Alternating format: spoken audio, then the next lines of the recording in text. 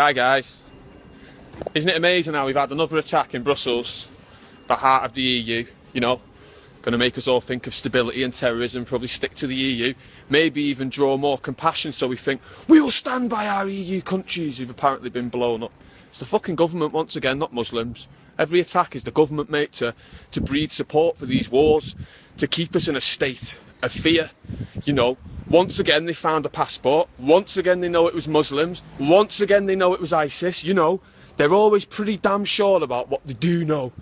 Do you know what I'm saying? But they can't stop ISIS, they don't do anything to defeat them. They condemn Russia for blowing them up. Meanwhile Turkey's just doing what it wants, blowing the Kurds up, killing the Kurds. But yet the Kurds are apparently fighting ISIS, and ISIS are our enemy. And Turkey shot down a Russian plane who was fighting ISIS, yeah? But you know, but that Turkey's our friend apparently, and you know, Russia's the enemy, and ISIS is the enemy. And once again, limited if any mobile phone footage, no main TV stations are there, they're all miles away, just parked by random bushes. Doesn't seem to be any witnesses, so there's no witnesses. The camera crews haven't been to the scene because obviously it's armed response and there's a crime, but yet they know it's Muslim, they know it's ISIS, and they found a passport once again. What this is a false flag, and there's always a reason for the false flag. So we've had George Osborne at the start of the week using the budget talk to mention the EU, which he shouldn't. Then we had Ian Duncan Smith quit, saying it was over benefits and that. But when David Cameron writes him a letter back to his response for quitting, he happened to mention Europe. It's bollocks, mate. It's a fucking false flag. It wouldn't surprise me if nobody died whatsoever. It's just lies. I could get a camera now and say a bomb's gone off and get a few people to run round. Would you know any difference? No. But you can be damn sure we're going to be asked to stand in solidarity, you know, and probably change our fucking profile picture on Facebook. What about the Iraqis? What about the Libyans?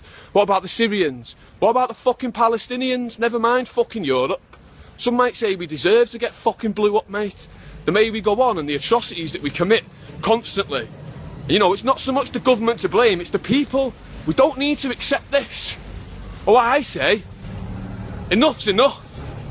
It's fucking high time we get down Downing Street before they decide to blow us up and tell us it was Muslims. It's high time we get down to Downing Street while they're weak.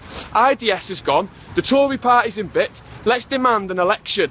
Let's demand that these people get out of power, because they're not doing anything. They've had how long to tackle ISIS? ISIS have got bigger and bigger and more powerful. They've had how long to tackle the debt, and the debt's got higher and higher. So, and no matter what this government says about helping us, they're actually doing the opposite. They're endangering us all the time, they're covering up child abuse. So, you know, this is a true reflection of the world what we're living in. You need to not turn the BBC on and not be listening to them things. It's called propaganda. And the propaganda for a reason. Operation Mockingbird. Google that. It's to control the media, to tell us what to do and what to think. You know, so once again, a terrorist attack, and we know all the facts. But none of us were there. We're not allowed to go there. And once again, bomb-proof passports. It's high time people wake up, mate. It's high time everyone gets hand together down that Downing Street. It's not going to be long before we get a bomb go off and they're telling us it's Muslims. It's the fucking government, mate.